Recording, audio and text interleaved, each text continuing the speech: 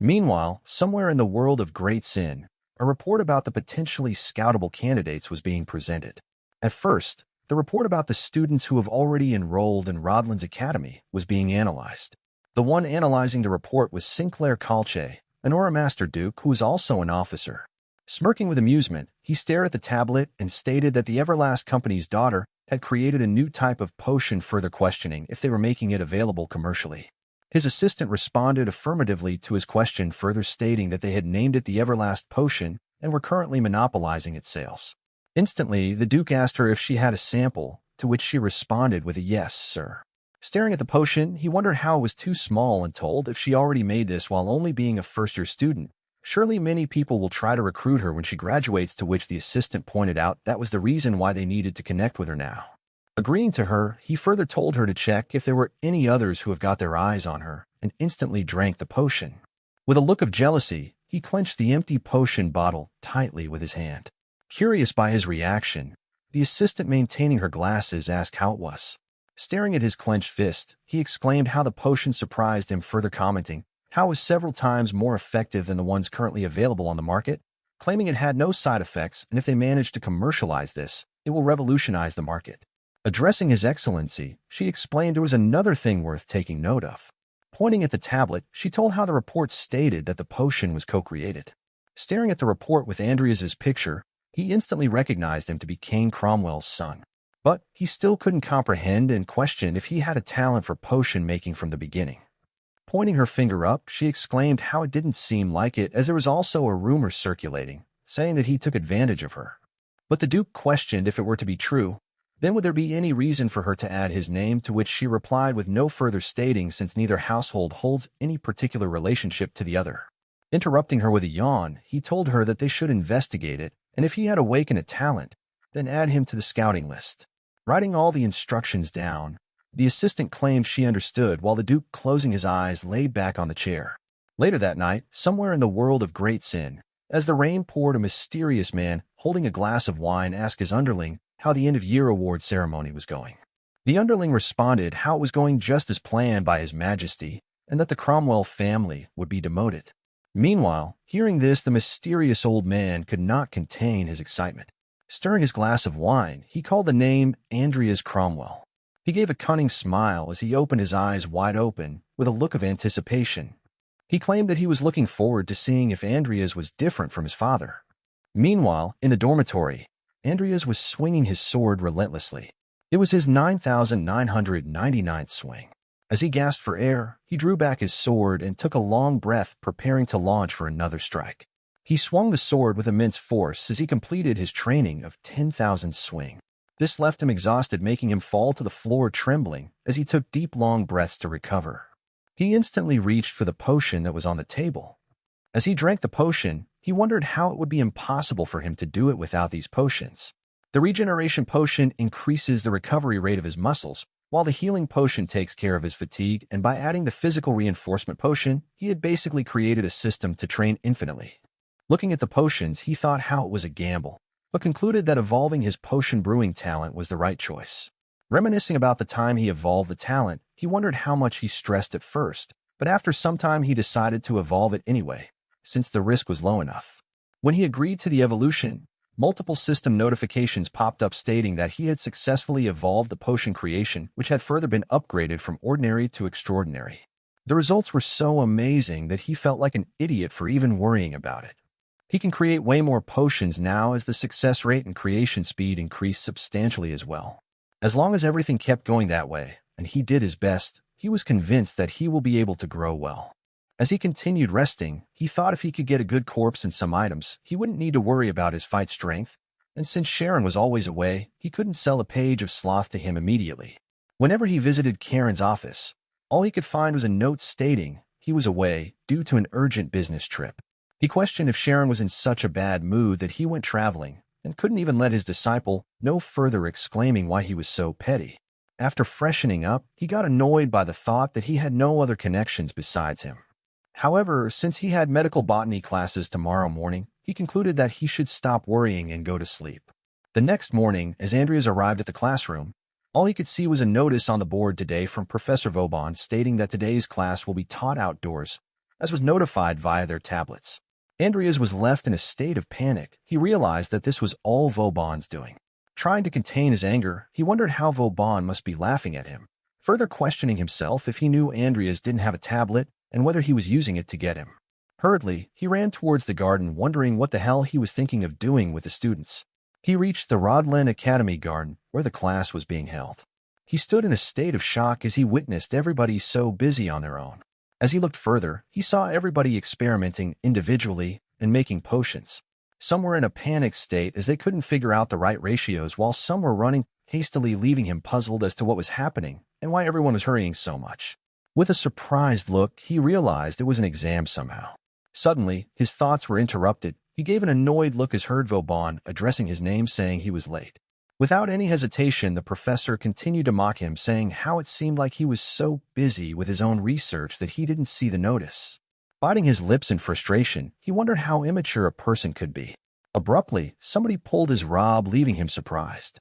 It was none other than Lucia. Glancing at Andreas, she pulled him, telling him to come with her, and she would explain it all to him. Meanwhile, Vauban was smirking as he watched him being dragged by Lucia. Lucia told Andreas to just buy a tablet at this point, claiming that he had the money. As Andreas stared at the tablet, she wondered how long did he think she would keep showing her tablet to him. Immediately, Lucia, pointing at the picture of Vauban, explained how he discovered an awakening potion and came up with the idea to make an exam to analyze it just like that. As Andreas started to gather the equipment, he wondered how the professor must have felt the need to brag about it. Meanwhile, the professor standing near Andreas came closer to him and with a sarcastic tone said, for someone of his caliber, figuring out the ingredients and the proportions of this potion must be a breeze. With an annoyed look, Andreas thought how the professor was an obstinate bastard. He couldn't contain his excitement as he thought to himself how there was no need to be ashamed and that he had a very bright future ahead of him, and said today he would finally expose for what he is, to which Andreas commented that he mixed up what he meant to say and his real intentions.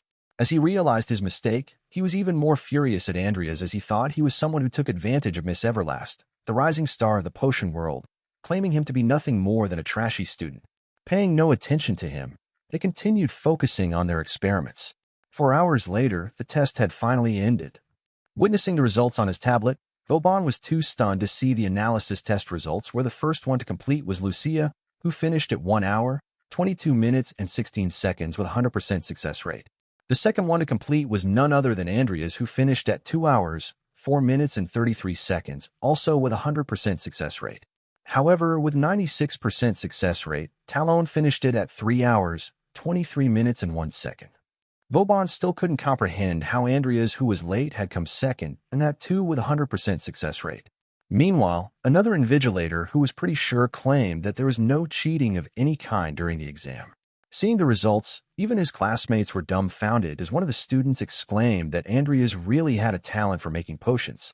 Meanwhile, behind her, another student was lost in despair as he wondered how he lost to someone like Andreas. Lucia, with excitement in her face, called him Senior Seaweed and congratulated him for a job well done. With an annoyed look, he told her that his name is not Seaweed, but Andreas. All of a sudden, they were startled by someone who swiftly rushed past them yelling, "Professor Vauban." It was a student who, in a state of panic, rushed towards the professor, shouting why the professor did this to him. With a worried look, the professor glanced towards the student, instantly realizing who he was. He exclaimed, "You are." As Andreas and Lucia were left in a state of shock, hearing the student, who couldn't control his anger, question in a loud tone as to why the professor claimed the potion he made as his own.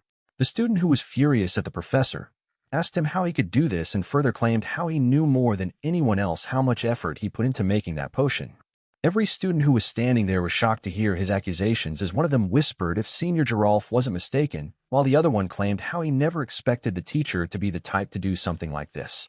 To confirm his suspicion, Andreas turned towards Lucia, asking what she thought. In response, Lucia stated if it was Professor Vauban, she was certain he would probably do this. To which Andreas replied he was thinking the same thing as he walked forward. Lucia, as she felt ignored, yelled at Andreas to hold on, asking where he was going. With an agitated look, Lucia wondered how Andreas was ignoring her even though she saved him yesterday, and so she decided that she won't care about him anymore, calling him a stupid, stubborn seaweed. Meanwhile, Andreas told the professor that he had a question related to the ingredients of the potion. Pointing towards Andreas, The professor asked in a sarcastic tone if he could not see that this wasn't a good time. While Senior Giralf was accusing the professor, he glanced at Andreas in surprise. With a calm look, Andreas pointed out how it was related to this situation, further claiming if this was the professor's work, he should be able to prove that he made it right here, right now. Bewildered by Andreas' statement, the professor was left in shock as he wondered about calling Andreas shithead.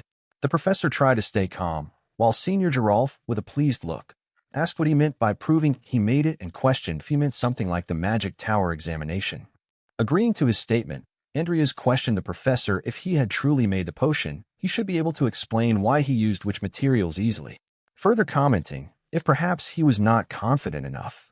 Even though the professor was worried, he tried to stay calm and asked Andreas if he really thought he was not confident, further claiming that he was a professor at the prestigious Rodland Academy. Without any hesitation, Andreas immediately told him if he was confident he should be able to answer the question and ask him why he changed the upriver resin to cytomine petals. Startled by the sudden question, the professor looked worried as he wondered how he had been so distracted by the presentation day that he forgot to check that part. Senior Giralf, sensing the professor's wariness, asked why the professor wasn't answering right away. All of this was being monitored by the Tower Master's loyal eagle, Stormbringer. The professor answered that he used the petals to cut costs further, claiming if Andreas was the one developing it, he would have known. Analyzing his answer, Andreas proceeded to ask about the proportion. Meanwhile, the professor yelled what the hell he thought he was doing and claimed that only the magic towers can perform potion examination.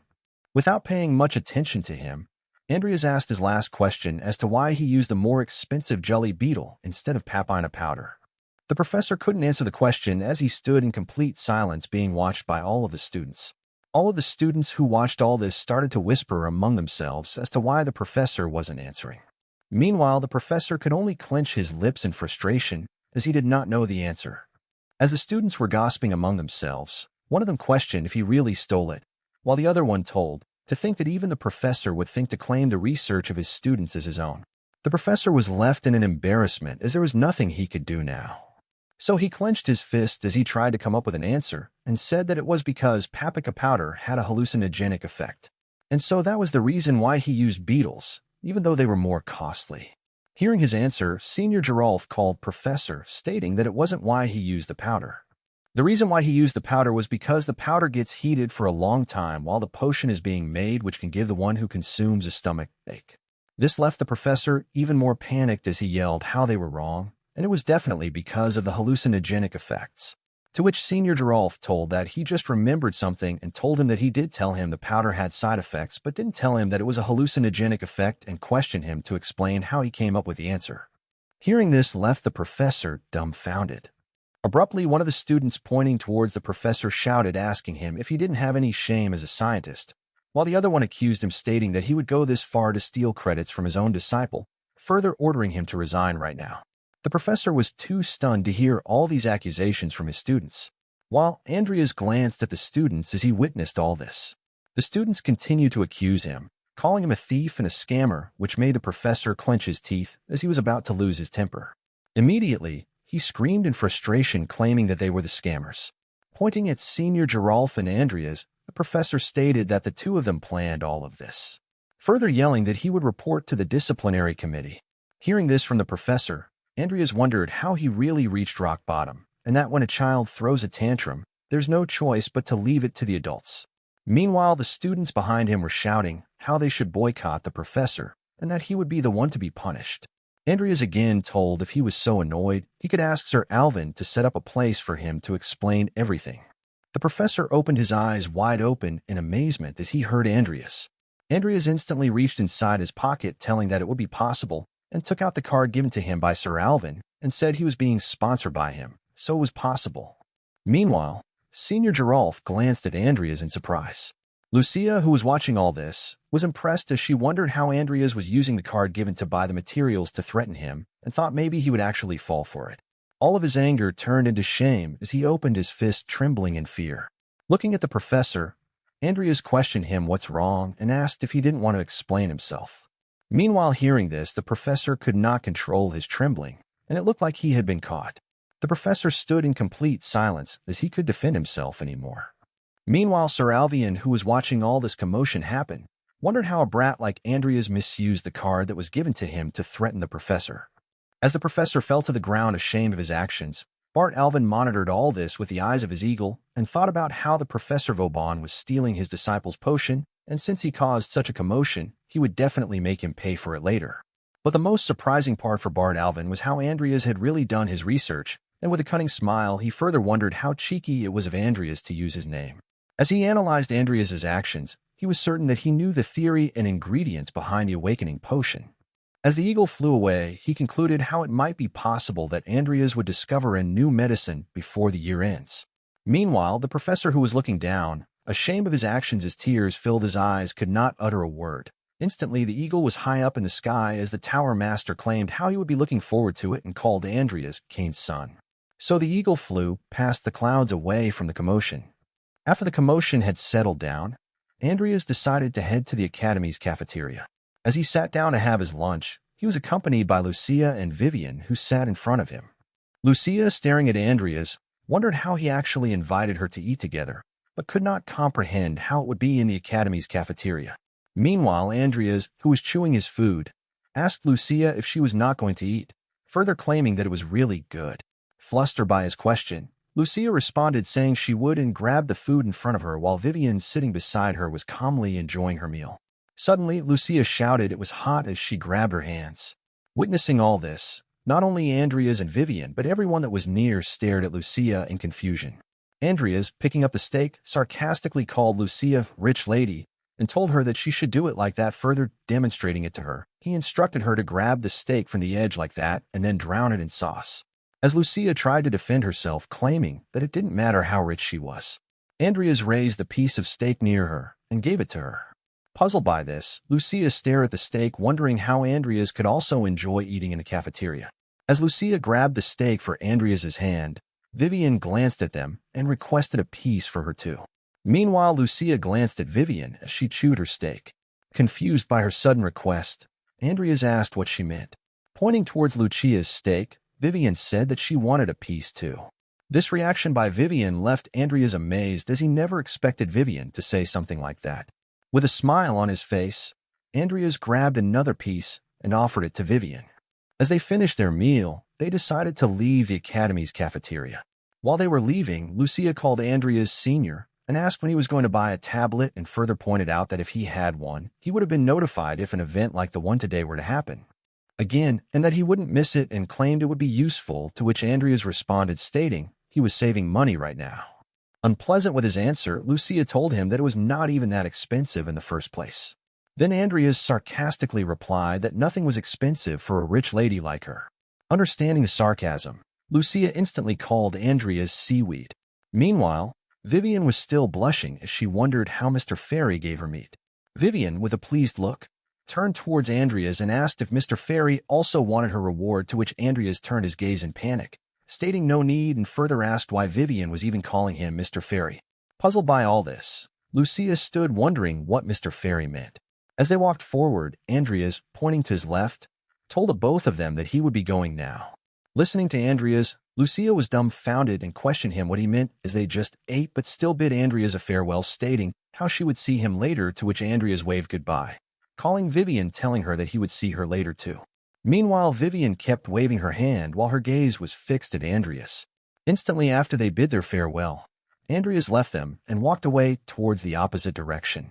As Andreas walked in the corridor, the windows reflecting the light of the sunset made him realize that it was already dawn. He then closed his eyes for a moment as he wondered about all things he had gone through, and with a new resolve he opened his eyes and was determined to do anything to survive and live in the world of great sin as Andreas Cornwall. Then, as he walked forward, he saw a shadow figure approaching him. Looking at the shadow, he instantly realized who it was. It was none other than Sharon, his professor. As Andreas stared at Sharon, he was glad that Sharon had finally returned. As they got closer, they stared at each other, Andreas with a look of determination while Sharon with a look of confusion. Then bowing down to his professor, Andreas politely stated how it seemed that the master had finally returned from his trip. In response, Sharon just walked past him and told him to come to his lab at noon tomorrow. Even after Sharon walked away, not paying much attention to Andreas, he still kept bowing his head. Then turning towards Sharon, Andreas looked at him and told him that he understood. Meanwhile, Andreas, in the back of his mind, wondered how it was finally time to execute his plan with Sharon. The next morning, at the Rodland Academy Alvin Street, there was a shop named World Hammer Handlings where Andreas was checking out a sword to purchase, thinking it was better if he had a sword to protect himself from Sharon, as he knew Sharon was the type of guy that thought everything Andreas had was his, so he had no doubt that Sharon would try to take the page of sloth from him by force. After analyzing the sword, Andreas told the blacksmith that he wanted to purchase this sword, to which the blacksmith questioned if he would like a whetstone to sharpen his sword as well. Suddenly, someone called out his name. As he glanced back, he was astonished to see the person who had called him. Even the blacksmith was shocked as he knew who it was. It was none other than Diane Alvin, the daughter of Bart Alvin, and once a childhood friend of Andreas, who with a look of surprise, asked what he was doing at a blacksmith. Seeing Diane, he instantly turned towards her and bowed his head with respect, stating he needed a sword, to which Diane asked why he needed a sword as he was a mage. With curiosity in his eyes, he stared at what Diane was holding in her hands. He told how it was good to have at least one for self-defense. Noticing Andreas stare at what she held, she quickly told that it was a present for her ogre of a brother. Meanwhile, Andreas thought to himself if the brother she was talking about was Carlos Alvin, the Alvin household's oldest son, who left to train to become a warrior. He reminisced about the times when they both used to irritate and make fun of Diane, which made him remember how they got along pretty well before. He further wondered how Carlos had already died when the game started, so the game had just glossed over him. With a serious look in his eyes, he was pretty sure Carlos died at the Academy's end-of-year event. He remembered how in a game Hazar, after escaping from the Duke Balaric's territory, joined a religious cult known as the Zephyro cult, the same cult that did the terrorist attack at the event, taking lives of Carlos along with many others. Wondering if he could change the fate of Carlos, Andreas asked Diane if Carlos was also participating in the end-of-year event, to which she responded affirmatively in a startled voice. Reminiscing about their time spent together, he smiled, closing his eyes, stating how nice it would be if they could meet again, just the three of them. Hearing what Andreas just said, Diane, being emotional about it, blushed as she asked if what he was saying was really true. After hearing what everyone had been saying about Andreas, she was now sure that he had somehow changed. Shying with nervousness, she looked away from him, thinking how she should ask him. Gathering her confidence, she decided that she should not worry and just ask him normally. Meanwhile, holding his sword, Andreas stood in confusion looking at Diane, who stayed in silence, without breaking a word. Instantly, Andreas asked if there was something she wanted to say to him. Diane was left in a state of panic. She could not ask him what she really wanted to. As Diane had nothing to say to him, he bowed his head, bidding farewell to her. She was bewildered and left speechless, as he bid farewell, before she could even ask what she wanted to. Even though Andreas just walked past her, she could not break a word. All she could do was stand still and watch him leave. She finally gathered her confidence and turned back at Andreas, yelling. She wanted to know why. But she couldn't complete her sentence as Andreas had already left, making her startled. Meanwhile, the other students gazed back at her in confusion. Even the blacksmith was confused as he couldn't comprehend the situation. She was sad that she couldn't complete her conversation with her long-lost childhood friend. As he left the shop, he was still wondering about Carlos and how there was still time until the terrorist incident occurred. As the day went by, Andreas went to the Academy's teaching department where Sharon, looking at his book, explained to Andreas how he had been searching the whole continent for a material of the same quality as Angela, but so far he had not been able to find one. So he intended to keep searching for a little while. Meanwhile, Andreas, with a fierce look, was attentively listening to him. Turning the page of his book, he exclaimed that his hopes weren't high, but he needed it for the congregation this weekend. With confidence in his eyes, he wondered that this is where the game began. If Sharon were to get blinded by greed and ask Andreas to give the page of sloth to him, he would consider it as a win. Suddenly, his thoughts were interrupted as he heard a loud thump from Sharon closing the book, further stating that they were going to get busy for the time being, so Andreas should brace himself. Abruptly, Andreas called him master and said he would like to talk to him about something, to which he questioned what it was. As the tension grew between them, Andreas slowly leaned forward and claimed that he had managed to get the Apocalypse Codex. In a state of shock, he could not comprehend how someone like Andreas could get his hands on the Codex. Andreas was confused to see Sharon stare at him in complete silence. Not believing what Andreas just said, he coughed, trying to hide his laughter. He further ridiculed Andreas and told him to not say such stupid things because the Codex is not something the likes of him could get his hands on. Meanwhile, Andreas was frustrated that Sharon did not believe him, So to prove himself, he raised his hand and summoned a portal. Claiming it was not something he could handle, he instantly put his hand inside the portal. He was amazed to see the newfound confidence of Andreas and how he summoned the portal out of nowhere. Suddenly, he took out the Apocalypse Codex from the portal. It was glowing bright and was emitting an immense aura around it. He was stunned as he could not believe to see the Apocalypse Codex right before his eyes, and that too in the hands of someone like Andreas. With a cunning look on his face, he bowed down, extending both his hands towards Sharon, offering him the codex, exclaiming Andreas wants him to have it. He was left speechless as he could not comprehend why Andreas was offering him the codex. Even though the offer was very tempting, he sighed, refusing the offer, telling Andreas to keep it himself. Suddenly, he got up and stated that it was a highly sought-after item, so keeping it would only spell trouble, further ordering Andreas to take it to the congregation so they could exchange it for another item. Meanwhile, Andreas stayed calm, thinking how his plan was going accordingly. He smirked, wondering how that was exactly what he thought Sharon would say, given that he was the type to prioritize his own life over anything else. Glancing at Andreas, he ordered him to clear his schedule and prepare himself, as they have to go to the congregation this weekend, to which Andreas replied that he understood, Master. The following weekend, they made their way to the congregation as planned. A corpse resurrected by Sharon was riding the carriage. They soon reached the eastern edge of the city, which lies in the confinement zone forest of captivity adjacent area. Meanwhile, Andreas, who was inside the carriage, wondered how even though he made it through Sharon in one piece, now the problem was going to the congregation. Glancing at Sharon, he further wondered how there will be many dangerous individuals there, and words won't get through to them, so he concluded that he will have to negotiate as safely as possible. With a grim smile, Sharon broke the silence, stating that he will be able to trade the page of sloth for items that will help him grow, and was willing to take anything he can get for it. Listening to what Sharon said, Andreas smirked, thinking how he was completely sure that the page of sloth was already his, and when push comes to shove, Sharon will use him as a shield. Suddenly, both of them were left in a state of shock as the carriage stopped abruptly, and they felt an immense aura near them. A mysterious person stood in front of the carriage, grabbing the leash of the horses, telling the horses to calm down.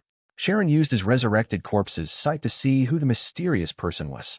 As the horses calmed down, the mysterious person, petting the horse, made his way towards the carriage.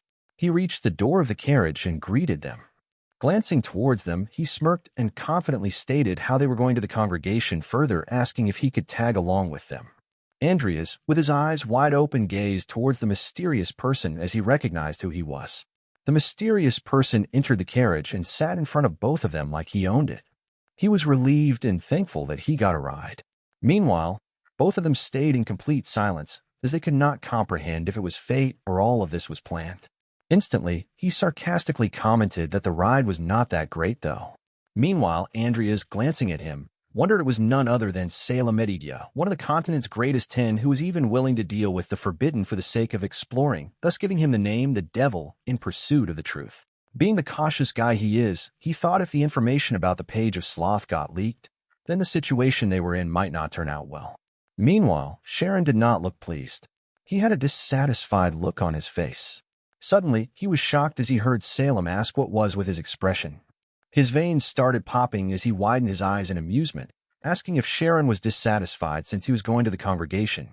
Panicking, Sharon instantly responded, saying not at all, addressing him, Sir Salem, giving Salem a startled look on his face. He instantly burst into laughter and addressed Sharon as boy, telling him not to worry, for he had already gone to the congregation several times. Meanwhile, Andreas, with a puzzled look, wondered how he knew he was insane, but to think Salem would go this far was not something he anticipated. Suddenly, he had a troubled look as Salem instantly appeared right before him, addressing him boy, asking what his name was. Sharon ordered him to introduce himself, as he is his senior, Salem-Ed. Bowing his head, he introduced himself as Andreas Cromwell, to which Salem gave a surprised look, exclaiming, "Oh my God," and asked if he had gotten his hands on another Cromwell as well. Andreas, with a displeased look, gazed towards Sharon with anger, wondering what Salem was talking about, and how he was saying it in a way that suggested there was some kind of secret about the Cromwell family. Meanwhile, Sharon stayed still, nervously not breaking a word. Salem, understanding everything, shut his mouth, making a weird face, stating how it looked like Andreas did not know anything. Grabbing Andreas by his shoulder, Salem asked if it was all right of him to give him one special piece of advice. Salem's eyes widened as he gazed at Andreas and leaned towards him. He gave a big smile and told struggle as much as possible. Sharon, folding his hands, had a displeased look as he was revealed just now. Meanwhile, Andreas continued to look at him with an intrigued look and thus concluded that looking at Karen's face, he probably shouldn't ask anything about it and wondered what the hell Sharon was hiding from him. As they continued their journey through the foggy forest, a dark shadow started to appear before their carriage. The undead instantly saw the dark shadow that stood before them and informed Sharon. He quickly took the side of the undead and saw who the person was and pulled the leash, stopping the horses abruptly. Sharon sighed as he recognized who was standing in their way. It was an incomplete shadow that emerged from under the ground and glanced towards them with glowing, devilish eyes. However, Sharon, addressing the shadow as Dragon, asked what he wanted, and if he had something to talk about, then he should do it in person. With a slanted hat and a glowing, devilish eye, he started to emerge and instantly grew to the size of a human in no time. Changing to his real form, he straightened his hat and gave a grim smile as he apologized for his behavior and addressed him as Sharon Diprin, claiming how it had been a long time. Deep-seek Dragon, with a calm look and a smile on his face, looked at Sharon. As Salem got off the carriage, Deep-Sea Dragon's face instantly turned pale and sweat ran down him as he looked at Salem. Paying no attention to him, Salem walked forward, leading the way as Sharon and Dragon followed him. Meanwhile, Dragon, maintaining his posture, questioned in surprise, saying to think that Sharon would be together with Senior Salem. To which Salem asked him to shut up and further stated that his breath stinks. Meanwhile, Andreas, who was behind all of them, looked at them and wondered how Deep-Sea Dragon was probably trying to steal the page of Sloth but didn't expect us to be with Salem. Sharon then pointed his hand towards a direction and told everyone to look over there. Sharon then told everyone that Sir Morshi had noticed that they had arrived and was showing them the path to the congregation. To which Salem, in frustration, asked why he had to pick a place that was so high up. Abruptly, Salem's attention was diverted as he sensed something in the woods nearby. Immediately as he realized what it was, Salem, with a cunning smile, exclaimed how it was just as he expected. Out of nowhere, Salem started to walk forward and took a stance like something big was going to happen. Witnessing Salem's sudden alertness, everyone behind him were left in a state of shock as they could not comprehend what he was about to do. Looking at the congregation location in the dark forest, Salem grabbed his wand and told everyone that it seemed there were some pretty greedy black mages there. Hearing this, everyone behind him were surprised and yelled if those black mages were stupid enough to try and steal the codex while Salem himself was there. Meanwhile, the black mages who were hiding in the forest were ready to launch their attacks. Watching Salem approach them, they immediately activated the multiple spells. Instantly, multiple black whips emerged from the ground beneath them, grabbing them one by one as they struggled to resist. The black whips had also caught Salem's legs, which restricted his movements. But to Salem, this was nothing more than mere child's play. So, with a furious look, he raised his wand above his head, prepared his spell, and was ready to see how many black mages there were. Instantly, he slammed his wand into the ground from where the black whips had appeared, and a huge burst of light emerged from the impact. The light was so powerful that it destroyed all the black whips that were grabbing Salem's legs. Immediately, the burst of light began to transform into a colorful magical aura and started to spread throughout the forest. This magical aura could not only destroy the black wipes, but also could detect the cores of every individual that were around there. The same magical aura started to appear in one of the black mages who was hiding in the forest, and as he sensed more magical cores of the black mages hiding in different directions of the forest. As the black whips that were grabbing Andreas, Sharon, and Dragon were destroyed, Salem, who was standing confidently, had also sensed the dantian of Andreas, who was standing behind him. Raising his wand, Salem exclaimed how there were only about 7 of them. With a devilish look, Salem claimed how he was done playing hide-and-seek with them and was ready to get them. As Salem leaped towards the black mages, a burst of light emerged from the spot he was standing, which left everyone around him startled. Instantly, as Salem leaped past the black mages in the front, one of them in a panic claimed that they had been found. As Salem passed through other black mages, all of them were stunned to see how fast he was. While one of them turned back towards her friend, screaming for everyone to retreat. Her eyes were left wide open in shock as she saw what was about to happen. Salem, who had reached all the black mages with a mocking grin on his face, was patiently preparing an attack.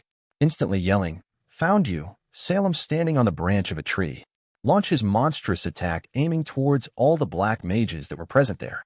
The attack was so powerful that it created a huge explosion, which could also be seen from the tower where the members of the congregation were present. Meanwhile, inside the tower, a mysterious person with purple hair was taking a sip from the cup in her hands and besides her was a woman who was sleeping in the chair as she leaned on another huge monster-like being who was also grabbing his cup. Another mysterious person was also present there, who wore a pointy hat and had glowing eyes who looked alert. Abruptly, the huge door that was right in front of the table that they were sitting on started to open slowly.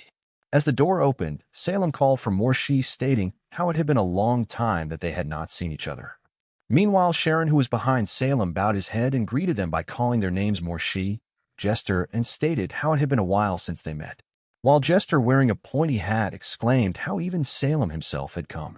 In response, Salem giggled, claiming that he didn't need to be that cold, as they should be thankful to him who kept the page of sloth safe and sound, further calling Andreas boy and ordering him to open the bag, to which Andreas calmly opened the bag and poured severed heads of the black mages that had tried to attack them.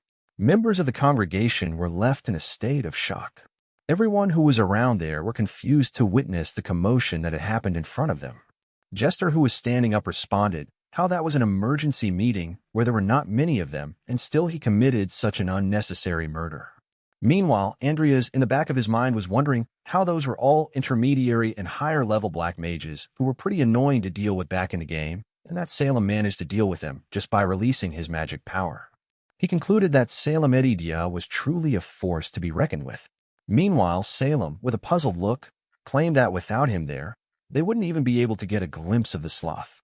Jester, trying to divert the topic, told him enough about the small fries, further ordering to hurry up and show him the page of sloth. Andreas glanced towards Sharon, to which Sharon nodded in agreement. Then Andreas reached out his hand to open a portal, while Salem, who was standing behind him, wondered how a brat like Andreas Cromwell was quite interesting, as he didn't even flinch after witnessing that massacre and didn't even hesitate when he was told to cut off their necks.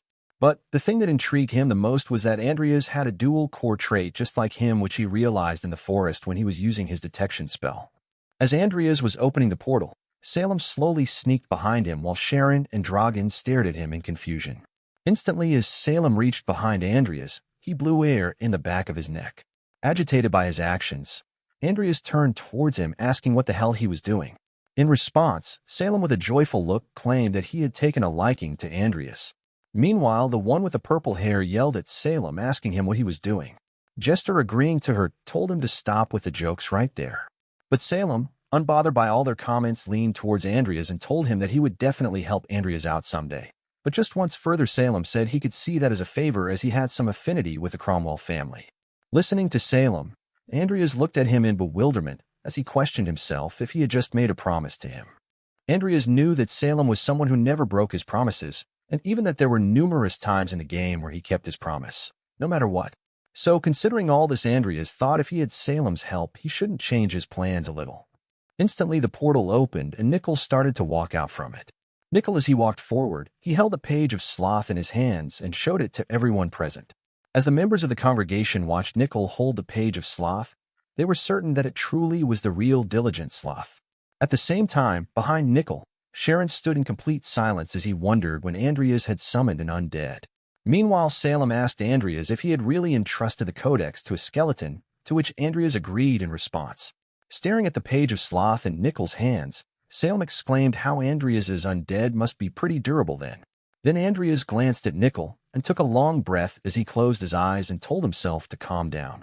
He knew that everyone present, there were monsters that were capable of killing him instantly.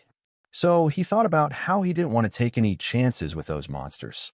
He then opened his eyes and with a look of determination told himself that he couldn't hesitate even once.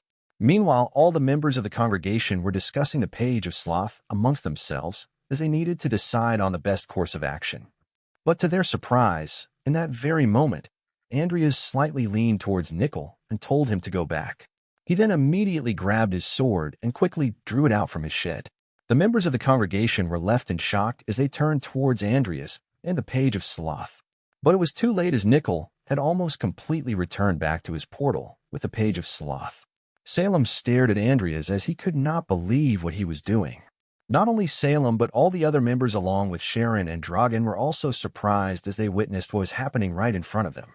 Andreas had held the sword and stabbed himself while looking at the members of the congregation. Meanwhile, Sharon and Dragan just stooped behind Andreas in bewilderment. Abruptly, Jester, calling Andreas Karen's disciple, asked him what he was doing. Andreas, who had stabbed himself between his bones and his chest, claimed that he was the one who found the page of sloth. Then, with a greedy look and bloody lips, Andreas smiled and stated that he wanted his efforts to be recognized appropriately. As the members of the congregation heard that, all of them got furious with his words and began to unleash their own powers. Simultaneously, Jester, who was staring at Andreas, claimed that he had gone mad with greed. Meanwhile, the purple-haired lady looked wary of his actions. Instantly, the purple-haired lady, whose name was Morshi, was startled as she was called by Andreas. Then Andreas, with blood dripping from his mouth, told Morshi that the page of sloth was in his storage along with his skeleton, and if he were to die, they would never be able to get their hands on the codex. With the sword still stuck to his chest, Andreas could feel all the pain, but still called for Salem. Andreas then questioned Salem if he just a while ago said that he would help Andreas out one time, further pointing out that now was the time. As Andreas' wound kept getting worse, he told Salem to hurry up as he didn't have much time. In response, Salem asked him why Andreas was acting that reckless just because of something he said, and further questioned what Andreas would have done if he had just tricked him. Meanwhile, Andreas, who had almost lost all his energy, bent down in pain as he claimed that he would do the best he could even if it meant that he was going to die. Hearing all this, all the members of the congregation stared at Andreas in disbelief. As the whole commotion was happening, Andreas wondered that to survive in this crazy world, he must be willing to become crazy himself. Listening to Andreas, Salem made up his mind and responded to Andreas, stating how he really was a funny guy. Reminiscing their conversation earlier, Salem stated that he did tell Andreas to struggle, but he never expected him to go that far.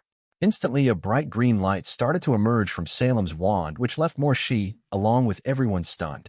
The bright light then turned into multiple sinister lance evil serpents that immediately surrounded Andreas.